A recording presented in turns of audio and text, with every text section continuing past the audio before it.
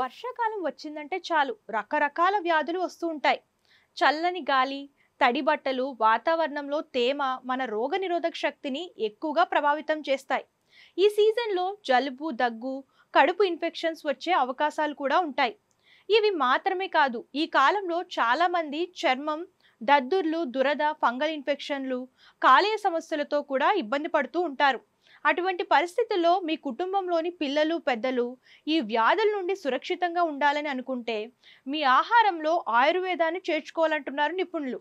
ముఖ్యంగా herbal tea శరీరాన్ని detoxify చేయడంలో సహాయపడమే కాకుండా వర్షాకాలంలో వచ్చే అనేక వ్యాధుల నుంచి మిమ్మల్ని రక్షిస్తుందని నిపుణులు తెలియజేస్తున్నారు.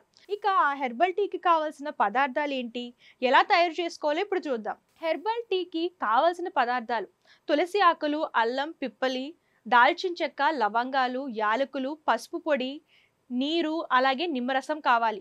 ఈ పదార్థాలన్నిటినీ 4 కప్పుల నీటిలో వేసి తక్కువ మంట మీద మరిగించాలి. ఈ మిశ్రమం 2 కప్పులకు వచ్చినప్పుడు దాన్ని వడపోసి కప్పులో పోసుకోవాలి. ఇప్పుడు దానికి కొన్ని చుక్కల నిమ్మరసాన్ని జోడించవచ్చు. ఇది మీ ఆరోగ్యానికి చాలా మంచిది. ఇక ఈ హెర్బల్ టీ వలన రోగనిరోధక శక్తి పెరుగుతుంది, జీర్ణక్రియ మెరుగుపడుతుంది, అదేవిధంగా బరువు తగ్గడంలోనూ కీలక పాత్ర పోషిస్తుంది.